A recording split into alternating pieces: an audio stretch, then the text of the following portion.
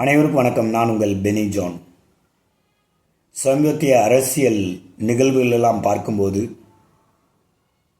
ஒன்று தெளிவாக தெரிகிறது.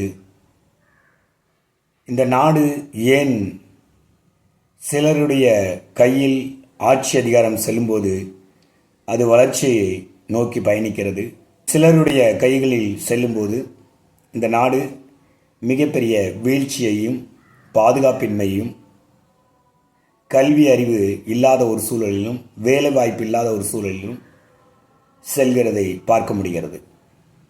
அதற்கு காரணம் இந்த ஆட்சி அதிகாரம் யாருடைய கையில் கிடைக்கிறது என்பதை பொறுத்துதான் அமைகிறது.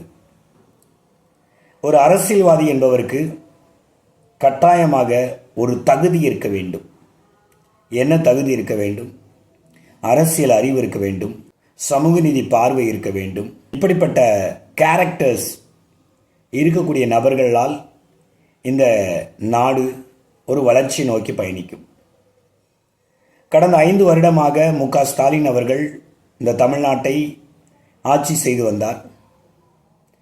அவருடைய அந்த 5 ஆண்டு ஆட்சியில் எந்த ஒரு குறையும் சொல்ல முடியாத அளவிற்கு எல்லா விஷயங்களிலும் பார்த்து எல்லா விஷயங்களிலும் மெனக்கட்டு அதிகமான அக்கறை எடுத்து அதிக உழைப்பை போட்டு இந்த நாட்டை மிகப்பெரிய ஒரு வளர்ச்சியின் பாதையில் கொண்டு சென்றார். அவர் சென்ற இடமெல்லாம் கல்விக்கு மிகவும் முக்கியத்துவம் கொடுத்தார். எல்லோரும் படிக்க வேண்டும், கல்வி ஒன்றுதான் மிகப்பெரிய ஆயுதம், கல்வி ஒன்றுதான் நம்மை மனிதனாக மாற்றும், கல்வி ஒன்றுதான் நம்முடைய வாழ்க்கையை பிரகாசமாக மாற்றும் என்று சொல்லி கல்விக்கு முக்கியத்துவம் கொடுத்தார். கல்வி கற்கும் மாணவ மாணவிகளை ஊக்கப்படுத்தி அவர்களுக்கு ஊக்கத்தொகை கொடுத்து அவர்களை மேலும் மேலும் படிப்பதற்கு தூண்டிக்கொண்டே இருந்தார். அவருடைய ஆட்சியில் எந்த ஒரு குறையுமே சொல்ல முடியாத அளவிற்கு எல்லா துறைகளிலும் திறம்பட அவர் செயல்பட்டார். ஸோ அப்படி செயல்படும்போது இந்த நாடு முன்னோக்கியே தான் செல்லும். ஆனால் கடந்த 12 ஆண்டுகளுக்கு மேலாக ஒன்றியத்தில் மதிப்பிற்குரிய நரேந்திர தாமோதர் தாஸ் மோடி அவர்கள் ஆட்சி செய்து கொண்டிருக்கிறார். இவருடைய ஆட்சியில் எந்த ஒரு வளர்ச்சியும் இல்லை. இப்போது வரைக்கும் அவர் எதுவுமே மக்களுக்காக செய்ததில்லை.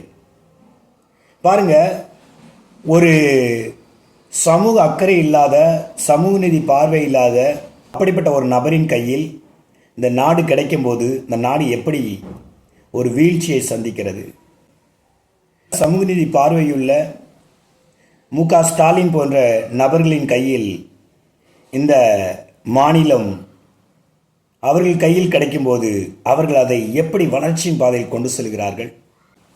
ஆனால் இன்றைக்கு அநேகர் எதற்காக அரசியலுக்குள் வருகிறார் என்று சொன்னால், அரசியலுக்குள் வந்தால் அதிகமாக சம்பாதிக்கலாம், அரசியலுக்குள் வந்தால் நாம் கல்லூரி நடத்தினாலோ அல்லது வேற ஏதாவது தொழில் நடத்தினாலோ நாம் அரசியல்வாதியாக இருக்கும்போது நமக்கு ஒரு பாதுகாப்பாக இருக்கும் என்று சொல்லி தங்களுடைய சொத்துக்களை பாதுகாத்துக் கொள்வதற்காகவும், தங்களுடைய கல்வி நிறுவனங்களை பாதுகாத்துக் கொள்வதற்காகவும், தங்களுடைய சுய லாபத்திற்காகவும் தான் இன்றைக்கு அதிகமான அரசியல்வாதிகள் அரசியலுக்குள் வருகிறார்கள்.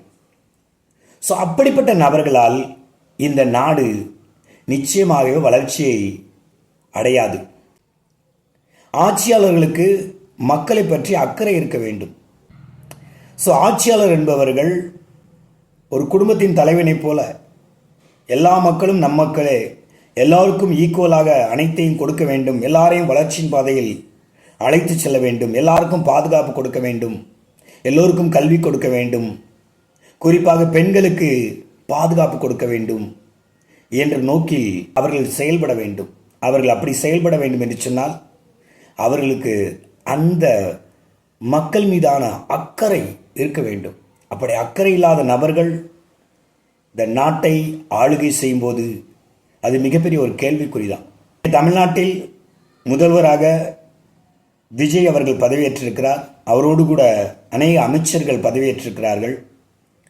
இவர்களுக்கெல்லாம் மக்கள் மீது அக்கறை இருக்கிறதா, சமூக நீதி பார்வையில் இருக்கிறார்களா இவருடைய தொலைநோக்கு பார்வை என்ன? இந்த நாட்டை வளர்ச்சியின் பாதையில் கொண்டு செல்வதற்காக அரசியலுக்குள் வந்திருக்கிறார்களா இல்லையா என்பது காலம்தான் பதில் சொல்லும்.